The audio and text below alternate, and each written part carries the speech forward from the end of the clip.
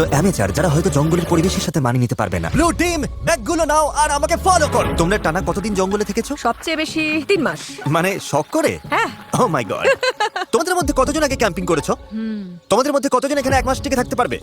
ও মাই god, ওদের অবস্থা এখনই খারাপ। আমি জানতাম যে ব্লু টিম সুবিধা পাবে, তাই খেলা শুরুর আগে আমি রেড টিমকে চ্যালেঞ্জের কথা জানাই, এমনকি তাদের দোকানেও নিয়ে যাই যাতে টিকে থাকার জন্য সব দরকারি জিনিস কিনতে পারে। ঠিক আছে, দেখাও তো কি কি নিয়েছো তোমরা। আমার কাছে দড়ি আছে আর এই যে ফ্লোরে একটা ও, টার্প আছে। তুমি কি একেবারে 24টা জলের বোতলের প্যাকেট কিনে এনেছো?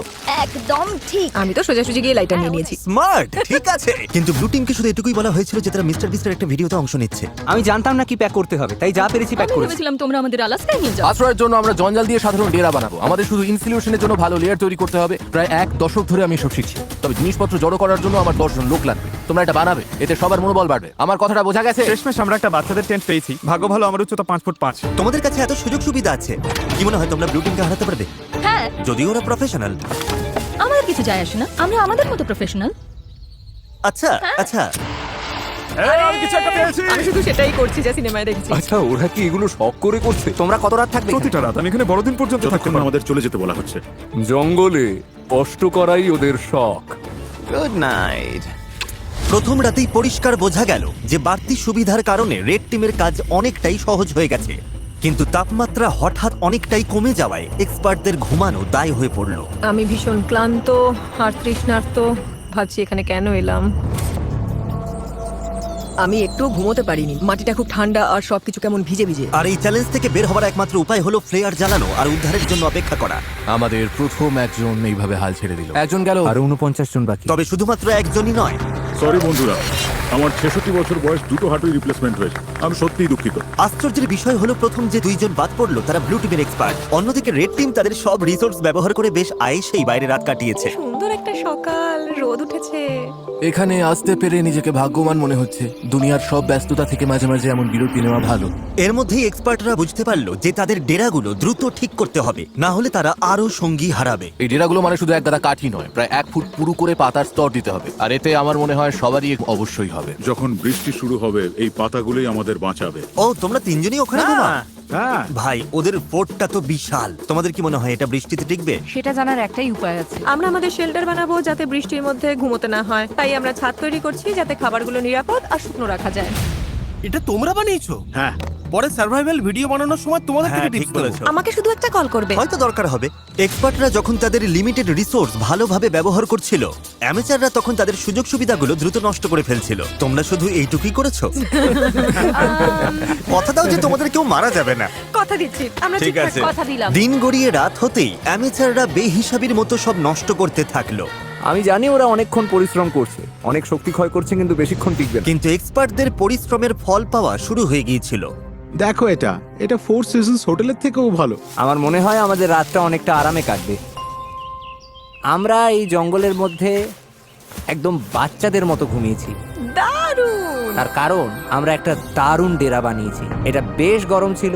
রেড টিমের কাছে হয়তো টেন্ট, স্লিপিং ব্যাগ সব আছে, কিন্তু কিন্তু খুব মজা করছি। ব্যাকফ্লিপ ভাই। এক্সপার্টরা যখন পর্যাপ্ত বিশ্রাম নিয়ে ফুরফুরে মেজাজে দিন শুরু করলো, আরে এটাই তো আমি বলছিলাম। অ্যামেচাররা তখন দিন শুরু করলো টিকে থাকার সবচেয়ে কঠিন যুদ্ধের মুখোমুখি হয়ে, একদম খালি পেটে। তোমার কাছে কোনো খাবার আছে? যদি থাকতো খুব ভালো হতো। রেড টিম তাদের প্রথম 2 দিনেই সমস্ত খাবার শেষ করে ফেলেছে, আর এখন আমাদের সবার খুব খিদে পেয়েছে। আজ খিদেটা বেশ ভালোই টের পাওয়া যাচ্ছে, তাই আমরা খাবার আর জলের সন্ধানে বের হচ্ছি। আর এদিকে খাবার খোঁজার ক্লাস শুরু হচ্ছে। বা সার্ভাইভাল এক্সপার্ট সেথের বুদ্ধিতে ব্লু টিম পুরো জঙ্গলটাকেই একটা গ্রসারি স্টোরে পরিণত করলো। তোমরা এটা তুলে যে কোনো সময় হালকা খাবার হিসেবে খেতেই পারো। সে এমনকি কাঠি দিয়ে মাছ ধরার ফাঁদ বানিয়ে পাশের নদীতে পেতে রাখলো। এদিকে অ্যামেচাররা তাদের মাছ ধরার সরঞ্জাম ব্যবহার করেও শেষমেশ শুধুমাত্র আবর্জনাই ধরতে পারলো। কিন্তু চতুর্থ দিনে এসে এই খাবারের অভাব আর হাসির পর্যায়ে থাকলো না। আমাদের সব খাবার শেষ। আমাদের কাছে কতটা খাবার আছে জানো কি? আমাদের কাছে একটুও খাবার নেই। মনে হচ্ছে সারা রাতেই কাঠি চিবিয়ে থাকতে হবে। আমরা খাবারের খোঁজে বেরোচ্ছি। যেহেতু পার্টি মিক্স বড়জোর 45 মিনিট চলে, এটা কি? আমার কাছে সেটার জন্য একটা প্ল্যান ছিল। বিটরুট। আপেল। আমি বনের চারপাশেই খাবারের ছোট ছোট ভান্ডার লুকিয়ে রেখেছিলাম। আরে কি? ঠিকমতো ভাগ করে চললে এখানে টিকে থাকার জন্য ন্যূনতম খাবার রাখা ছিল। আমি বাজি ধরতে পারি এই বনে আরো অনেক কিছু আছে, আমাদের শুধু একটু ঘুরে দেখতে হবে। আমি জঙ্গলে এক গাদা খাবার খুঁজে পেয়েছি। আজ রাতে দারুণ খাওয়া হবে। খাবার মেপে খরচ করতে 2 দলই নিজেদের প্যান্ট্রি তৈরি করলো। আমার মনে হয় আমরা কিছুদিন ঠিক থাকতে পারবো যদি আমরা একসাথে কাজ করি। খেয়াল রাখতে হবে কেউ যেন একে অপরের বিরুদ্ধে না যায়। কিন্তু ব্লু টিমের জুলিয়ার মাথায় অন্য বুদ্ধি ঘুরছিল। এটা লুকিয়ে রাখতে হবে। আমি চাই না এগুলো নিয়ন্ত্রণ ওদের হাতে থাকুক। ওরা খাবারের ওপর ঝাঁপিয়ে পড়বে, তখন আমাদের মধ্যে যারা এক সপ্তাহ না খেয়ে থাকতে রাজি তাদের জন্য অবশিষ্ট কিছু থাকবে না। ওই ভান্ডারের খাবার দিয়ে এক্সপার্টরা এক বিশাল ভোজের আয়োজন করলো। রাতের খাবার বানাচ্ছি।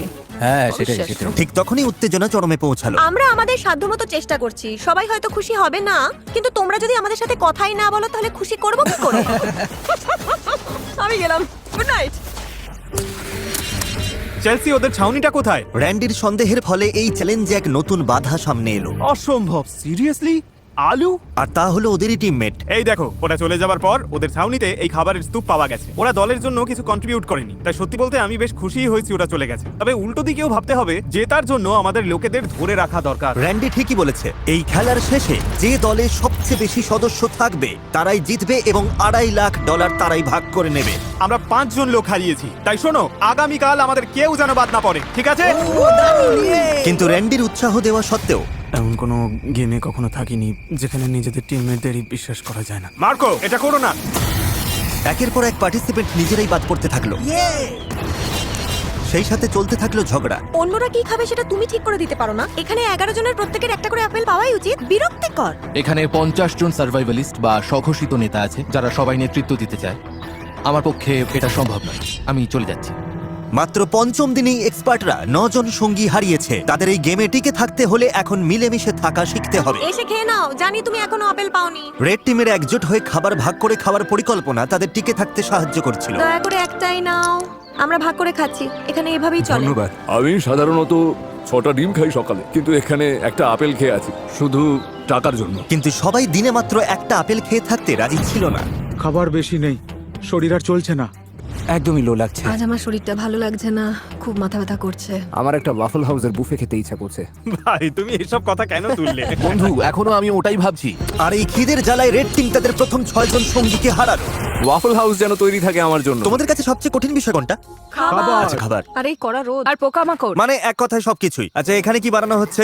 একটা ম্যানশন বানিয়েছি, আমরা 4 জন এখানে থাকি। ঘুম কেমন হচ্ছে? দিন দিন আমাদের ঘুমটা ভালো হচ্ছে, তবে মনে হয় আমাদের প্রত্যাশা কমেছে বলে। তোমাদের ডেরা কেমন হয়েছে প্রফেশনালদের তুলনায়? বাহ, 100% ভালো হয়েছে। তোমাদের কি চিন্তা হয় না যে বৃষ্টি হলে নিচু জায়গা হওয়ার কারণে জল ঢুকে পড়ে সবকিছু? আমার মনে হয় আমি আকাশ কুসুম পজিটিভ